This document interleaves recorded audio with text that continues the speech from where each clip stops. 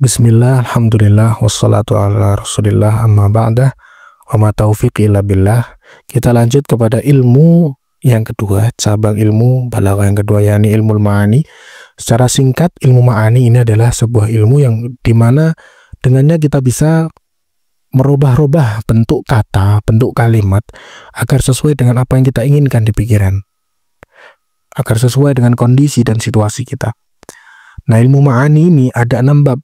Kalam khobari insya'i yang pertama, kedua zikr hadfu, ketiga takdim takhir, keempat qasr atau bisa disebut hasr, yang kelima wasl dan fasl, yang keenam ijaz, musawah dan idnab. Kalam itu pasti terbagi menjadi dua, khobari atau insya'i. Nggak ada kalam selain itu, pasti khobari dan insya'i.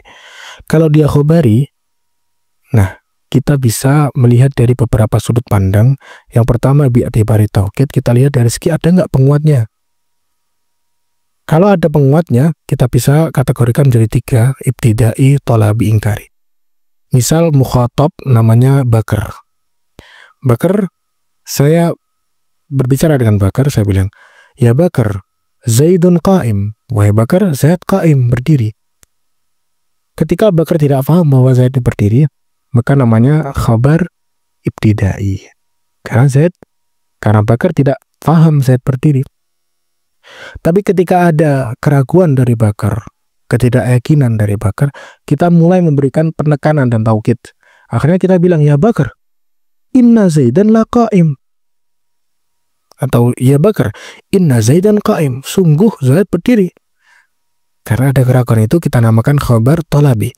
Tapi bila Bakar tidak percaya sampai dia ingkar dengan kabar yang saya berikan kepadanya, maka dinamakan khabar ingkari.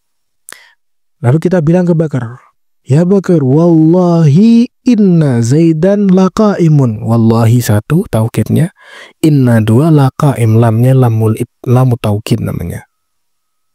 Nah, di sini kita bisa pahami ya, kalau orang tuh memahami saja thalabi, kalau ada keraguan, kalau memahami saja ibtidai, kalau ada keraguan thalabi, dan kalau ada pengingkaran akan khobar namanya ingkari. Contoh sederhana ada seperti firman Allah Ta'ala, inna nahnu nazzalna dzikra wa inna lahu lahafidun.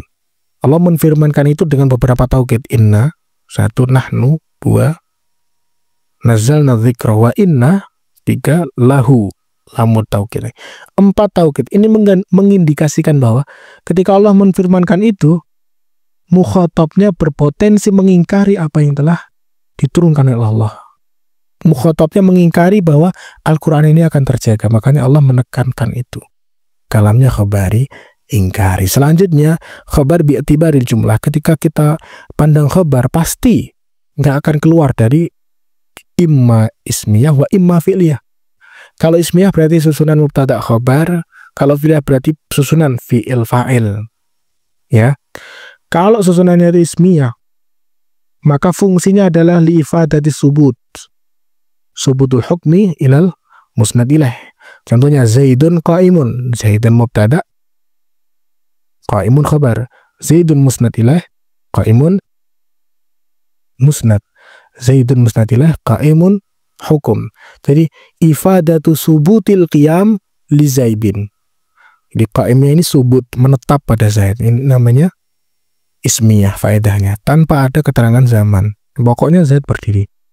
Tapi kadang ismiyah ini juga bermakna sebagai istimrar tajadudi, ada kontinuitas. Ada kontinuitas pada makna itu. Contohnya apa? Al-ilmu nafi'. Ilmu itu bermanfaat. Nah, nggak mungkin kan besok ilmu tidak bermanfaat. Contoh lagi, Zaidun hasanun, Zaid ganteng. Ya kan dia kalau ganteng ya ganteng terus, besoknya ganteng lagi. Nggak mungkin kan sekarang ganteng besok jelek gitu. Jadi ada makna kontinuitas. Selanjutnya ada khabar fi'liyah.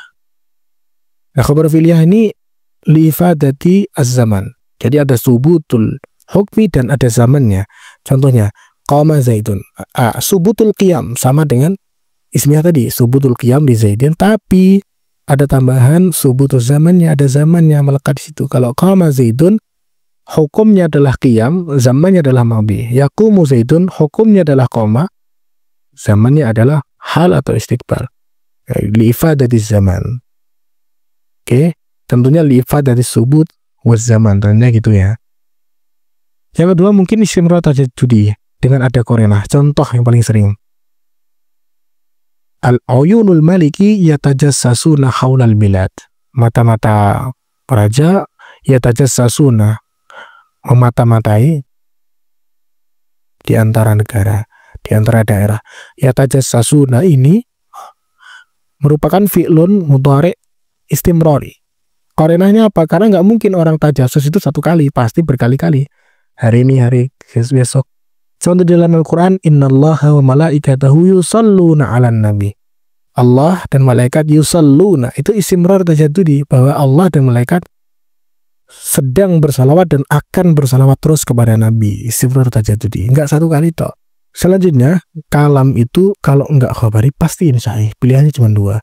Kalau kalam itu insya'i, pilihannya juga dua, tolabi atau ghairu tolabi. Apa sih tolabi itu? Tolabi itu ada tuntutan sebuah hal, ada tuntutan hal. Kalau amr, berarti tolabul fi'li, tuntutan untuk mengerjakan sesuatu. Tapi kalau nahi, tolabul kafi, tuntutan untuk menghentikan sesuatu. Al-amr contoh, idrib, pukullah. Nahi contohnya, la tadrib, jangan pukul. Sangat jelas sekali ya. Kalau istifham di tolabul khabar, meminta kabar. Man yadrib, siapa yang memukul, dan itu. Kalau tamani, tolabu khusulil marhub, menuntut wujudnya suatu yang diinginkan, itu namanya. Tapi ma'a istihalatil wujud atau usrul wujud. Jadi menginginkan sesuatu terjadi tapi tidak mungkin terjadi atau sangat-sangat sulit. Contoh, tamannaita am tumsi faqihan munaziran bighairi ana'in fal junun fununu. Engkau ingin menjadi orang ahli fikih tapi gak mau belajar, itu tamanni namanya. Engkau ingin muda kembali, itu tamanni namanya. Andaikan aku bisa muda kembali, itu tamanni namanya. Lafadznya tamanni biasanya pakai laita. Lalu nida, nah nida ini tolabul iqbal, menuntut untuk menghadap. Ya Zaid, ini menuntut Zaid untuk menghadap ke saya. Nah ini insya tolabi, ada tuntutan maknanya. Kalau ghairu tolabi tidak ada tuntutan. Contohnya siyaghatul uqud, kita akad ishtaraitu hadza bikada, itu lafadz itu kita nggak bisa benarkan, nggak bisa salahkan karena insya'i.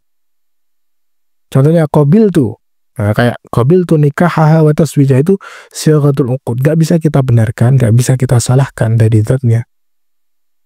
Itu contohnya taroji. Taroji ini termasuk juga dari ghairu tolabi. La'alallaha yunjihuka. Nah, itu juga kalam insya'i. Babul ma'ani yang kedua, bab adzikru wal hadfu, membuang sebuah kalimat dan menetapkannya. Apapun yang kita pikirkan dan ingin kita katakan, bila sebuah lafadz menunjukkan apa yang ada di pikiran kita, maka itu harus disebutkan. Tapi bila sebuah lafadz itu tidak menunjukkan apa yang kita pikirkan, maka harus dibuang. Atau bila lafadz itu bisa digantikan dengan lafadz lain, maka pilih salah satunya. Itu dasar dari menyesuaikan lafadz dengan apa yang ada di pikiran kita, gitu ya. Selanjutnya, babul hadzi wa dzikri ini adalah ketika tidak sesuai dengan konsep dasar tadi. Sebuah lafadz yang harusnya kita pasang, yang itu menunjukkan makna di pikiran kita, tapi kita tidak pasang, kita buang malah. Sebaliknya, lafadz yang harusnya kita tidak pasang, karena sudah ada lafadz lain yang memberikan makna di pikiran kita, tapi kita pasang ulang lafadz itu, kita tambahkan ulang lafadz itu. Ya, jadi babu dzikri wal hadfi ini adalah ketika suatu kondisi lafadz menyelisihi konsep dasar. Asbabu dzikri, sekarang kita membicarakan tentang apa sih sebab lafadz itu diulang kembali. Yang pertama, ziyadatu taqrir wal idah, agar mendapatkan penetapan di dalam hati dan idah, memperjelas.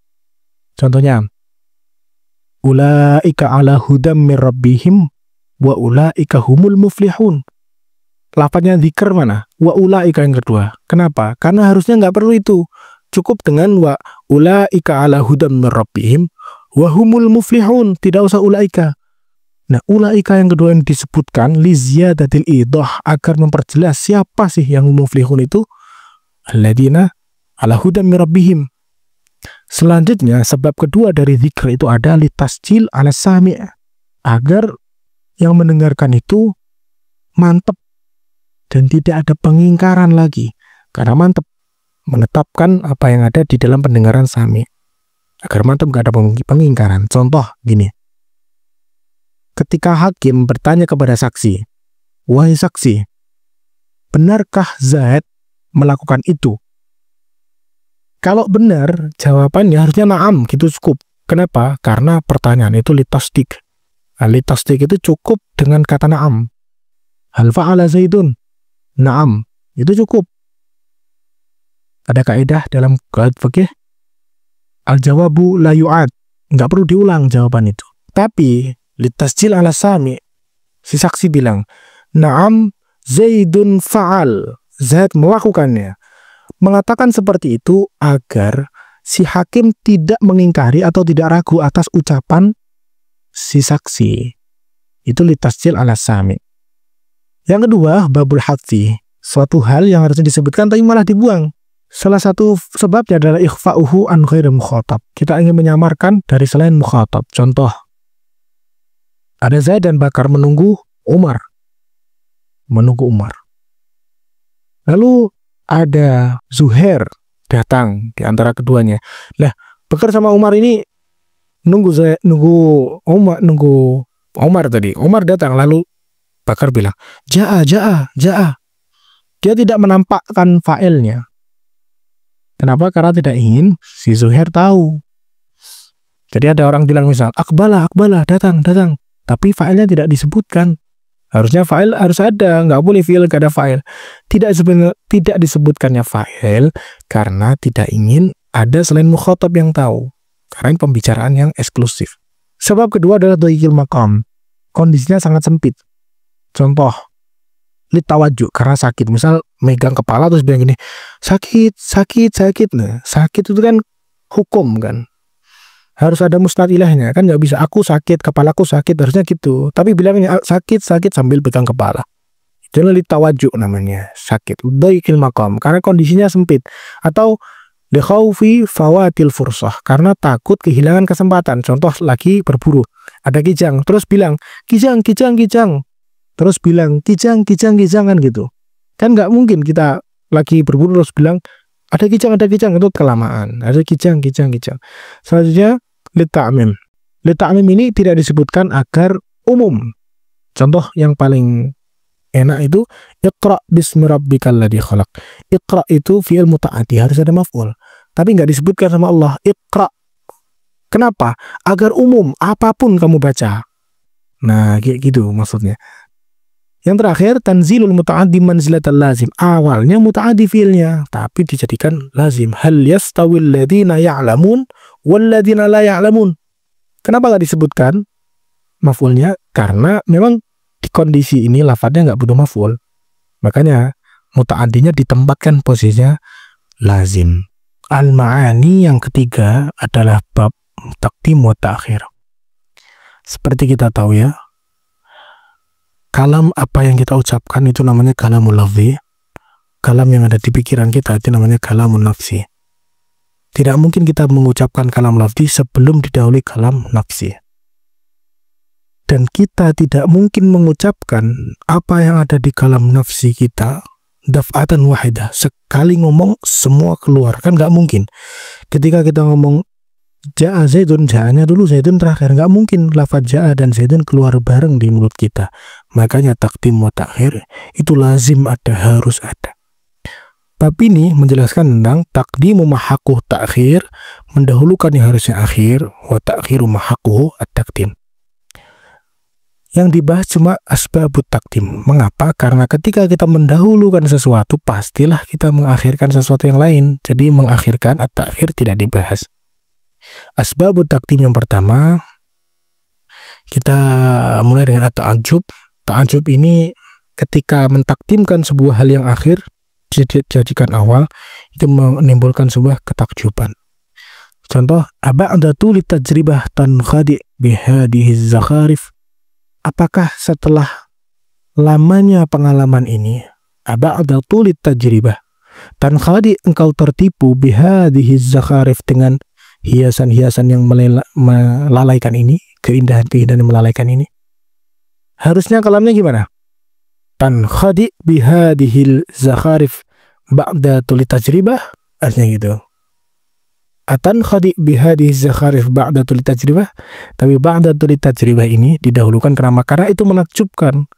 Lama pengalamannya tapi masih tertipu.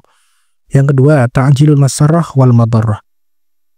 Contohnya, ini menyegerakan kebahagiaan atau menyegerakan kesedihan. Contoh, ketika seorang ingin diadili, mau diadili oleh qadhi, lalu qadhi bilang gini, al-afwu anka sadara bihil amru, ampunan bagimu itulah keputusannya. Nah, kata ampunan itu harusnya di akhir. Keputusannya adalah ampunan bagimu, gitu. Harusnya begitu. Tapi ta'jilul masarrah namanya, mendahulukan kebahagiaan. Contoh lagi. Qadhi bilang, al-qisasu hakama bihil qadhi. Qisas adalah hukuman yang ditetapkan qadhi. Harusnya apa? Qadhi menetapkan hukuman qisas. Harusnya gitu. Jadi ta'jilul masarrah, mendahulukan yang tidak enak. Lanjutnya taksis. Lah, taksis ini contoh yang mudah itu ya, iyyaka na'budu wa iyyaka nasta'in. Harusnya gimana? Harusnya na'buduka wa nasta'inuka. Harusnya gitu, tapi kafnya ditakdim menjadi iyyaka na'budu wa iyyaka nasta'in. Ay khassastu iyyaka bil ibadah. Bahwa aku mentaksis hanya engkau ya Allah yang untuk aku sembah. Selanjutnya umumus salbi, salbul umum. Ketika Dzuliyadain, cerita Dzuliyadain sholat jamaah dengan Rasul. Nah, Rasul ini sholat rubaiyah 4 rakaat tapi 2 rakaat lalu salam. Dzuliyadain tanya, aqasarta amnasita ya Rasulullah, apakah engkau lupa atau engkau sedang mengqasar ya Rasul? Rasulullah menjawab, kullu dzalika lam yakun. Kullu dzalika lam yakun. Semua tidak ada, baik nisyan maupun qasar tidak ada. Satu tidak ada atau keduanya tidak ada. Nah, jawaban Rasul seperti itu. Terus gimana kalau nggak lupa dan nggak qasar? Sebenarnya itu ingin mensyariatkan syariat baru. Rasul ingin mensyariatkan gimana sih kalau nanti lupa rakaat setelah sholat, nah itu syariat baru datang. Jadi Rasul tidak lupa dan tidak sedang qasar karena ingin membuat syariat baru. Tapi jika dibalik, kullu dzalika lam yakun, itu umum salbi, karena kullunya dulu, kul itu lafdzul umum. Lam yakun itu lafdzul salbi. Tapi kalau dibalik, lam yakun kullu dzalika, seandainya Rasul bilang gitu, maka yahtamilu adamal kul wa yahtamilu wujudal ba'di. Maka mungkin keduanya tidak ada, baik nisyan maupun qasar, tapi mungkin sebagiannya ada. Mungkin nisyan tidak qasar, atau mungkin qasar tidak nisyan. Itu kalau jawabannya Rasul salbul umum, lam yakun kullu dzalik. Makanya Rasul bilangnya kullu dzalika lam yakun. Itulah Rasul memiliki kadar balaghah yang tertinggi. Itu salbul umum dan umum salbi ya. Kalau umum salbi adatul umum yang dulu. Kalau salbul umum adatul salbi yang dulu. Yang terakhir litashwikil kalam, mendahulukan sesuatu jika itu didahulukan, orang yang mendengarkan itu menjadi suka, menjadi enak. Contoh, salasun man kunna fihi wajada halawatal iman. 3 hal yang ada pada seseorang maka dia akan menemukan kelezatan iman. Harusnya salasun ini di akhir. Contohnya gimana? Harusnya gini, wajada halawatal iman man kanat as-salasatu fihi, akan menemukan keimanan yang lezat jika 3 hal ini ada di dalam seseorang. Tapi Rasul enggak mendahulukan salasunnya, bali tashwikil kalam, agar para sahabat itu senang. Tashwik itu litarghib, menyenangkan ucapannya. Salasun man kunna fihi wajada halawatal iman. Jadi orang jadi tertarik untuk mendengar. Al-ma'ani yang keempat, babul qasri atau hasri, membatasi artinya. Qasrus syai', yakni takhsisus syai' bi syai', mengkhususkan sesuatu dengan sesuatu yang lain. Nah, ini kita bagi menjadi 2 ya, hakiki sama idhofi. Idhofi itu tidak sebenarnya. Tidak sebenarnya kita membatasi secara full. Tapi kalau hakiki kita membatasinya benar-benar membatasi. Contoh, la katiba fil madinati illa Zaidun. Tidak ada katib penulis sama sekali di dalam kota kecuali Zaid. Kalau kita katakan itu benar-benar nyata tidak ada penulis kecuali Zaid, maka itu qasrnya hakiki. Tapi nyatanya ada penulis selain Zaid, cuman yang lain ecek-ecek. Zaid tok ini yang benar-benar luar biasa. Maka itu namanya idhofi. Namanya idhofi, sering dibuat pujiannya. Contoh, masyairu illal mutanabbi. Tidak ada penyair kecuali mutanabbi. Nah itu jelas-jelas idhofi. Kenapa? Ada penyair lain selain mutanabbi, banyak sekali. Nah itu contoh dari idhofi dan hakiki yang qasrus sifah ala mausuf. Qasrus sifah ala mausuf ini singkatnya sifatnya didahulukan daripada mausufnya. Jadi contoh, la katiba illa Zaidun. La katiba fil madinati illa Zaidun. Jadi sifatnya didahulukan baru mausufnya. Kalau benar-benar terjadi seperti itu maka hakiki, kalau tidak maka idhofi. Kalau contoh yang qasru mausuf ala sifah kebalikannya. Ma Zaidun illal katib. Tidaklah Zaid kecuali dia penulis. Kalau dia itu idhofi maka bermakna bahwa Zaid itu penulis, bukan khatib, bukan seorang tukang khutbah, tukang ceramah. Itu maksudnya itu. Tapi ini tidak memungkiri sifat lain masuk kepada Zaid. Karena idhofi ya, idhofi itu tidak memungkiri yang lain masuk kepada yang dimaksur. Yakni misal sifat qiyam. Nah, Zaid juga qaim. Selain dia katib, Zaid juga qaim. Selain Zaid katib, Zaid juga akil. Gitu. Itu contoh qasru al-mausuf ala sifah. Contohnya lagi, wa ma Muhammadun illa rasul. Tidaklah Nabi Muhammad kecuali rasul. Apakah Nabi Muhammad sifatnya cuma rasul? Jawabannya adalah tidak. Nabi Muhammad juga bapak. Nabi Muhammad juga menjadi anak. Nabi Muhammad juga menjadi kakek, menjadi cucu. Ya kan? Tapi maksudnya wa ma Muhammadun illa rasul adalah tidaklah Nabi Muhammad kecuali rasul. Yang mana beliau sama dengan rasul yang lain juga wafat. Beliau bukan malaikat. Intinya gitu loh. Qasru al-mausuf ala sifah. Adapun qasru al-mausuf ala sifah yang hakiki itu hampir nggak ada di dalam kalam, hampir mustahil ada di dalam kalam. Kalaupun itu ada contoh pasti takalluf atau sulit dimengerti dan nggak nyambung gitu. Salah satu contoh memahami qasru al-mausuf ala sifah ini contohnya gini, ma Zaidun illa katib. Ma Zaidun illa katib. Tidaklah Zaid kecuali katib. Jadi sifatnya Zaid cuma satu tok, katib. Nah itu namanya qasrul mausuf ala sifah yang hakiki dan benar-benar cuma katib saja sifatnya Zaid. Nah ini tidak mungkin kan, karena Zaid pasti juga anak, Zaid juga bapak, Zaid juga makan, akil, Zaid juga qaim, berdiri, Zaid juga naim, tidur. Kan nggak mungkin sifat Zaid cuma satu. Kenapa?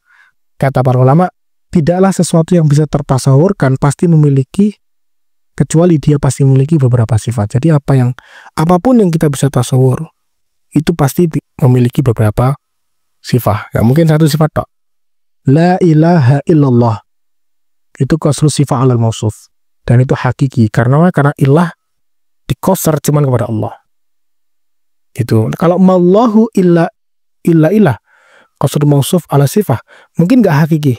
Ya enggak dong, karena Allah kan selain Allah ilah, Allah juga khalik, Allah juga mu'adzib, Allah juga rahman dan seterusnya. Selanjutnya, kalau kita membahas qasar itu idhofi, sesuatu yang tidak full ya qasarnya itu, pembatasannya. Itu ada kalanya ifrat, ada kalanya qalb, ada kalanya ta'ayun. Ifrat ketika mukhatab itu memahami bahwa ada dua hukum yang sedang dialami, ada dua hukum yang sedang diambil oleh mustatilah. Misal ini, mukhatab ini memahami bahwa Zaid dia itu qaim dan dia itu akil, dia sedang berdiri dan sedang makan. Lalu saya mutakalim bilang kepada mukhatab, ma Zaidun illa qaim. Tidaklah Zaid kecuali dia berdiri. Maksudnya apa? Saya menafikan, mengqasar Zaid hanya kepada qaim dan menafikan akil. Jadi ifrad namanya. Ifradus syirkah. Jadi ketika si mukhatab memahami ada syirkah, ada pemahaman dua hukum pada saya, tapi saya mengatakan dan mengkausor hanya satu, saya hanya qaim. Tapi bila mukhatab tadi memahami terbalik dari kenyataan, makanya dinamakan qalb. Contoh, mukhatab tadi memahami bahwa Zaid itu qaim, ya, padahal Zaid itu tidak qaim tapi Zaid akil. Jadi memahami terbalik. Dia memahami Zaid qaim, tapi kenyataannya Zaid akil. Dia mengatakan bahwa saya tidak akil. Lalu saya mengatakan kepada dia untuk mengqalab. Qalab itu artinya merubah atau mengganti. Saya ingin mengganti hukum yang ada di pikiran dia dari qaim menjadi akil. Misalnya ma Zaidun illa akil. Tidaklah Zaid kecuali dia sedang makan. Kecuali dia makan. Jadi saya mengqalab hukum qaim di pikirannya menjadi hukum akil. Namanya idhofi qalb. Kalau idhofi ta'ayun, itu ketika mukhatabnya ragu, apakah Zaid itu akil ataukah Zaid itu qaim. Lalu saya bilang, ma Zaidun illa qaim. Nah, ini mentakyin namanya. Menspesifikkan bahwa Zaid itu tidaklah Zaid kecuali dia qaim, dia akil. Nah, ini yang ketiga ta'ayun ketika ragu si mukhatab. Nah, yang terakhir dari bab qasr adalah turukul qasri. Banyak sekali aspek atau media yang bisa kita jadikan untuk qasr. Tapi yang inti adalah an-nafy wal istisna. An-nafy wal istisna contohnya la katiba illa Zaidun atau ma Zaidun illa katib. Jadi adalah ada illa. Ada ma, ada illa. Semua dari turukul qasri yang ada itu harus bisa dikembalikan kepada nafi dan istisna. Jika kamu bingung, ini idhofi atau hakiki ya? Pakai lafadz innama turuknya, atau pakai la, atau pakai bal, atau pakai taqdimul mutaakhir, maka jadikan dia nafi wal istisna, maka akan kelihatan. Yang dulu, maka kalau dulu sifat berarti qasrul sifat, kalau yang dulu mausuf berarti qasrul mausuf. Contohnya innama la amalu binniyat, kan gitu. Kalau kita gunakan nafi wal istisna, mal a'malu illa binniyat. Contoh lakin ma jaa Zaidun lakin amrun. Kalau pakai ila, la ma jaa illa amrun. Ma jaa illa amrun, berarti qasrul sifat ala al-mausuf. Kalau taqdim mutaakhir, itu contoh iyyaka na'budu wa iyyaka nasta'in. Itu juga contoh dari qasr. Kalau kita jadikan an-nafy wal istisna, ma na'budu illa iyyak, jadi qasrul sifat ala al-mausuf. Seperti itu. Yang kelima adalah fasal wal wasal. Kapan kita ngasih wawu di antara dua jumlah dan kapan kita tidak ngasih wawu. Nah, babul wasal dan fasal ini yang pertama kita bahas wasal. Kapan sih kita wajib harus menwasal, menyambung antar dua kalam atau dua jumlah yang ada? Satu, ketika ittifaqul jumlataini, secocoknya dua jumlah, yakni sama-sama khobar dua-duanya atau sama-sama insya. Wa munasabatun tamah, ada keserasian yang pas, ada kesinambungan antara dua kalam itu. Contohnya, innal abrara lafi na'im wa innal fujjara lafi jahim. Yang awal menerangkan tentang kenikmatan, yang kedua menerangkan tentang siksaan, itu kan serasi dan sama-sama khobar, makanya wajib diberi wawu. Nggak boleh innal abrara lafi na'im, nggak boleh, karena ada keserasian. Yang kedua, ketika kita tidak kasih wawu, tarkul atfi khilafal maksud. Ketika kita membuang wawunya, justru maknanya akan berbeda dari apa yang kita tuju. Contoh, kita ingin bilang, kita ditanya sama orang, Zaid sudah sembuh. Terus kita bilang, la wa syafahullah. Harus dikasih wawu setelah la. Kenapa? Karena itu dua kalam. La itu satu kalam. Kenapa? Karena la itu mengatakan Zaid belum sembuh. La yushfa Zaid wa syafahullah, dan semoga Allah menyembuhkannya. Tapi coba dihilangkan wawunya, akhirnya la-nya jadi nafi. Contoh, la syafahullah, semoga Allah tidak menyembuhkannya. Jadi adanya wawu di sini untuk mengatakan ini dua jumlah. Ini dua jumlah. Dan jumlah kedua jumlah dua. Jika dihilangkan menjadi doa yang buruk, menjadi nafi. Selanjutnya kita bahas fasal. Fasal ini memisah. Kita nggak boleh kasih dia itu wawu. Yang pertama, kamal ittisal. Ketika ada kesinambungan yang cocok antara dua jumlah. Jadi tidak terputus jumlah itu secara kalam. Nah, gimana maksudnya itu? Bi antakuna asaniyatu badalan au muakkidan au bayanan. Jadi yang jumlah kedua itu boleh dia badal dari yang pertama, atau boleh yang kedua itu menjadi muakkid, taukid, atau menjadi bayan. Ini beda ya dengan yang wasal ittifaqul jumlatain, karena bukan taukid, bukan badal. Kamalul ittisal ini kita contohkan dengan contohnya adalah famahhilil kafirina amhilhum ruwaida. Famahhilil kafirin, ditunda itu orang kafir. Amhilhum ruwaida. Ini bayan. Amhilhum jadi bayan dari mahil. Contohnya lagi ya. Fawaswasa ilaihi syaitanu. Syaitan menggoda Nabi Adam. Qala, setan berbicara, ya Adam, hal adulluka ala syajaratil khuldi. Nah, qala ya Adam, ini badal dari fawaswasa ilaihi syaitan. Itu badalnya kul min kul. Nah, itu contoh dari kamalul ittisal. Yang nomor dua, kamal inqita'. Dua jumlah ini terputus sama sekali, yakni yang awal insya, yang dua khobar atau sebaliknya, atau sama-sama khobarnya, tapi tidak terhubung sama sekali, nggak ada hubungannya ini pembahasannya. Contohnya gimana? Contohnya gini, la tas'alil insan an khuluqihi. Jangan bertanya tentang seseorang tentang gimana akhlaknya.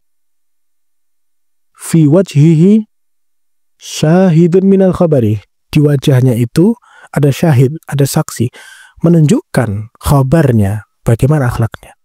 Jangan tanya seseorang tentang akhlaknya. Di mukanya itu ada tanda-tandanya. Itu maksudnya gitu. Itu kita nggak boleh kasih wasl, kita nggak boleh kasih wawu.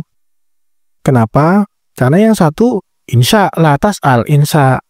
Yang kedua khabari, fi wajhi syahidun minal khabari. Nah, contoh lagi yang tidak ada hubungannya ya, contoh ya. Zaidun qa'im, al-himaru ta'ir, al-abu amil. Nah, itu kan nggak ada hubungannya, nggak boleh kita kasih wawu. Karena Zaidun qa'im sama al-himaru at-ta'iru ta'ir, al-hamamu ta'ir, itu kan nggak ada hubungannya sudah pembahasannya. Makanya nggak boleh dikasih wawu. Yang ketiga, syibhu kamal ittisal. Menyerupai ittisal, menyerupai sambung antara kedua jumlah ini. Contohnya gini. Firman Allah, qalu salama, malaikat mengatakan ke Nabi Ibrahim. Qalu, mereka mengatakan malaikat, salama, assalamualaikum. Qala salam, Nabi Ibrahim menjawab salam, waalaikumsalam warahmatullah. Nah, syibhu kamal ittisal ini adalah ketika kalam yang kedua, jumlah yang kedua menjadi jawaban dari jumlah yang pertama. Jadi seakan-akan jumlah yang pertama ini kita bisa asumsikan dia sebuah soal. Contoh, qalu salama, malaikat salam kepada Ibrahim. Nah, kita kan akhirnya bertanya, bagaimana Nabi Ibrahim menjawabnya? Qala salam, Nabi Ibrahim menjawab assalamualaikum. Nah, seperti itu. Kita bisa mengandaikan bahwa yang pertama menjadi soal bagi yang kedua, dan yang jumlah kedua itu muncul karena menjawab yang pertama. Namanya syibhul ittisal, syibhu kamalil ittisal. Selanjutnya, syibhu kamalil inqita' adalah ketika ada dua kalam yang kita boleh sebenarnya pakai wasol, pakai atof, boleh. Jadi ada jumlah yang sebelumnya ada dua jumlah. Jadi ada tiga jumlah nih. 1, 2, 3. Jumlah ketiga ini kita boleh wasol. Kita boleh pakai wawu. Yang mana ma'tuf alaihnya nanti boleh kembali ke jumlah pertama atau jumlah kedua. Tapi bila mengatofkan ke salah satu jumlah, 1 atau 2, merusak makna yang kita inginkan, maka kita wajib untuk fasal, tidak boleh kita kasih wawu. Kenapa? Karena kita inginnya makna jumlah ketiga ini sesuai dengan makna jumlah yang kedua, bukan ke satu, misal gitu. Contohnya langsung, wa tadhunnu Salma, Salma menyangka, anni abghi biha, anni bahwa saya, abghi biha, aku mencarinya, abghi itu atlubu, aku mencarinya, mencari dirinya, badalan, seorang pengganti. Jadi Salma menyangka aku sedang mencari pengganti dirinya. Uraha, aku menyangka dia, menyangka Salma, fiddolali tahimu, dia sedang bingung dalam kesesatan, dia sedang lagi bingung. Nah, ini tidak boleh dikasih wasal, tidak boleh. Jumlah yang pertama itu tadhunnu Salma, jumlah yang kedua anni abghi biha, jumlah yang ketiga uraha fiddolal. Kalau dikasih wasal, maka akan salah. Wa tadhunnu Salma anni abghi biha badalan wa uraha. Maknanya menjadi gimana? Maknanya jadi gini. Dan Salma menyangka bahwa aku mencari penggantinya. Dan aku menyangka bahwa dia sedang dalam kesesatan. Jadi sangkaannya Salma menjadi dua. Salma menyangka bahwa aku mencari pengganti. Dan Salma menyangka bahwa aku sedang menyangka bahwa Salma dalam kebingungan. Nah, kalau dikasih wawu seperti itu. Tapi kalau tidak dikasih wawu, maka fasal. Ada dua pembahasan. Pembahasan pertama, tadhunnu Salma annani abghi biha badalan. Salma menyangka bahwa aku mencari pengganti dirinya, titik. Lalu uraha fiddolali tahimu. Tapi aku menyangka bahwa dia itu sedang dalam kebingungan. Kalau tidak dikasih wawu, maka yang menyangka ini ada dua orang, Salma dan aku. Tapi kalau dikasih wawu sebelum uraha, maka yang menyangka cuma Salma. Aku menyangka bahwa Salma itu termasuk dari sangkanya Salma. Ini agak rumit ya, coba diulangi lagi. Ditulis itu soalnya dan coba diperhatikan ulang. Yang terakhir adalah wasatul kamalain. Tidak itisol sebenarnya, tidak nyambung antara jumlah satu dan jumlah sebelumnya. Dan juga tidak ingkitok, tidak sebenar-benarnya terputus antara dua jumlah itu. Cuman antara jumlah dua itu kita tidak ingin untuk menyatukan hukumnya. Hukumnya beda. Atau pembahasannya memang kita kehendaki beda. Tapi sebenarnya tidak beda-beda amat. Cuman kita sedang ingin menghendaki itu beda. Contohnya, wa idza khalau ila syayatinihim qalu inna ma'akum innama nahnu mustahzi'un Allahu yastahzi'u bihim. Itu nggak ada wawunya sama sekali, nggak ada wasalnya sama sekali. Kenapa? Coba kita pahami ya. Wa idza khalau, ketika mereka orang kafir pergi menepi ila syayatinihim bersama setan-setan mereka, ru'asa uhum, ya, pemimpin mereka. Qalu, orang-orang kafir ini bilang, inna ma'akum, kami bersama kalian. Inna ma nahnu mustahzi'un, kami mengejek atau kami merendahkan orang muslim. Allahu yastahzi'un bihim, Allah merendahkan orang kafir. Itu kalau fasal. Coba dikasih wasal, wallahu yastahzi'u bihim, maka yang terjadi adalah Allahu yastahzi'u bihim ketika dikasih wawu adalah menjadi makulatu qalu. Jadi makulnya qalu, jadi maf'ulnya qalu. Sehingga qalu itu kan orang kafir. Orang kafir akhirnya bilang inna ma'akum innama nahnu mustahzi'un wallahu yastahzi'u bihim. Kita bersama kalian dan kita merendahkan orang muslim dan Allah juga merendahkan mereka. Akhirnya rusak maknanya. Padahal yang dikehendaki ya seperti itu. Yang dikehendaki adalah orang kafir bicara bahwa kita bersama kalian dan kita merendahkan orang-orang kafir, mustahzi'un. Titik. Allah yastahzi'u bihim, Allah merendahkan mereka orang kafir. Nah, gitu. Tapi kalau kamu kasih wawu, Allah yastahzi'u bihim, himnya kembali kepada mukminun. Allah merendahkan orang mukmin. dan menjadi perkataan qalu, perkataannya orang kafir. Tapi kalau kamu tidak kasih wawu, Allah yastahzi'u bihim, menjadi qalanya Allah, Allah yang qala. Pembahasan fasl dan wasl ini memang pembahasan yang sulit dan memang menjadi markas balaghah, menjadi pusat balaghah, perhatian balaghah, karena sulit dan sangat penting untuk memberikan suatu efek makna. Jadi silahkan difahami secara serius untuk fasl dan wasl ini dan perbanyak contoh. Al-Ma'ani bab yang ke-6, yakni ijaz, musawah, dan itnab. Setiap kalam yang kita pikirkan dalam pikiran mungkin kita ibaratkan, mungkin kita ucapkan melalui itnab, musawah, atau ijaz. Boleh kita sampaikan dengan panjang, ringkas, atau musawah sesuai dengan apa yang kita pikirkan. Nah, dari itnab dan ijaz ini ada beberapa turuk. Turuk adalah cara gimana kita mengijazkan lafaz, dan juga turuk gimana kita cara mengitnabkan sebuah kalam, ya. Turukul ijaz ada qisar, ada hadzf.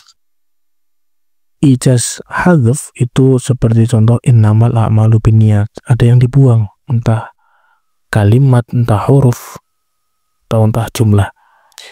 Innamal a'malu binniyat, misal itu ada yang dibuang. Innama sihhatul a'mal binniyat. Ijaz hadzf ini paling sering, paling banyak. Babul hadfi wa dzikri, babul hadfi, nah itu termasuk ijaz hadzf. Contohnya ghazal kan gitu kan, kijang ketika orang berburu, ya itu kan ada yang dibuang, itu juga ijaz hadzf juga termasuk. Jadi termasuk bab hadzf itu bab ijaz.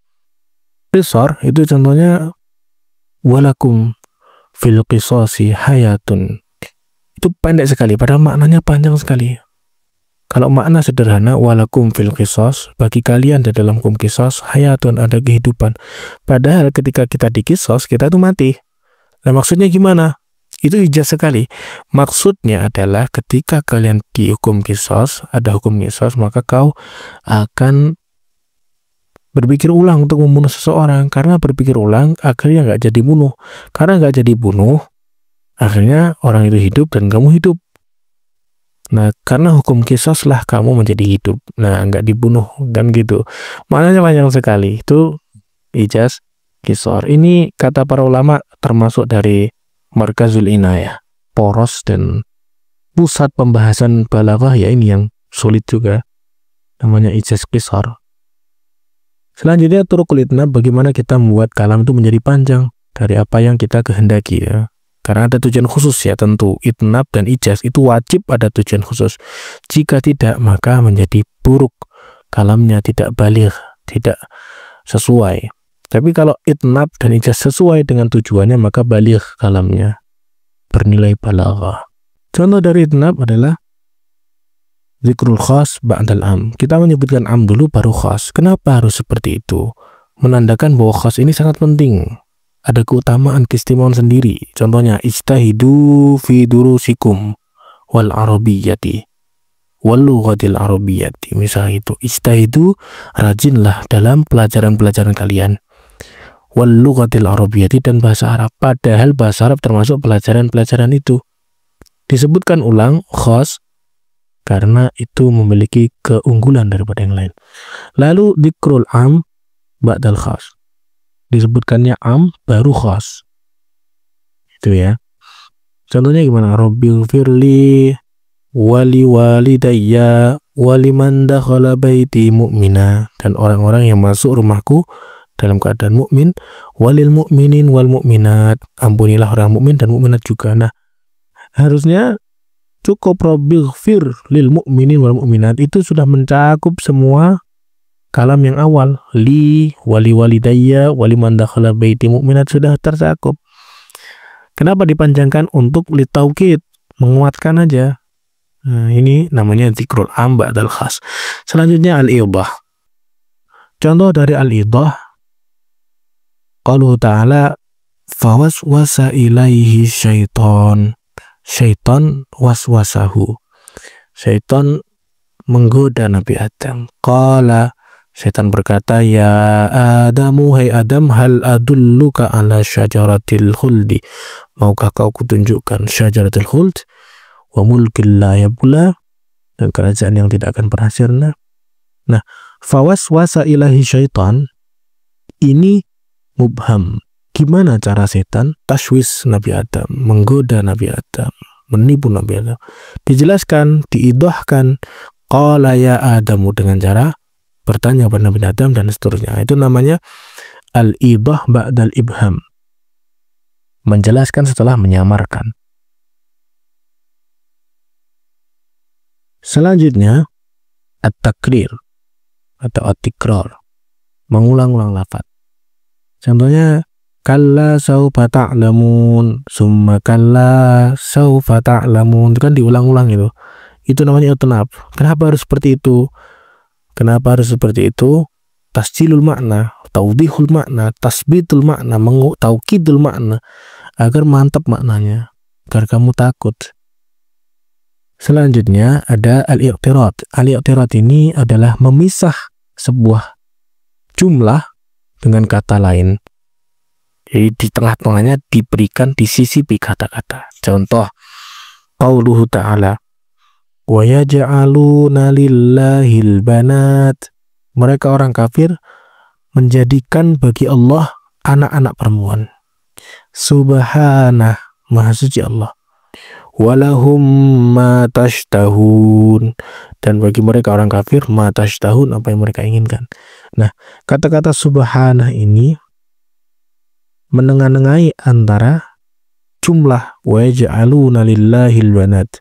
Harusnya walahum ma yashtahun langsung, tapi dikasih i'tirad, kata yang menyela-nyelai jumlah itu. Nah, ini i'tirad.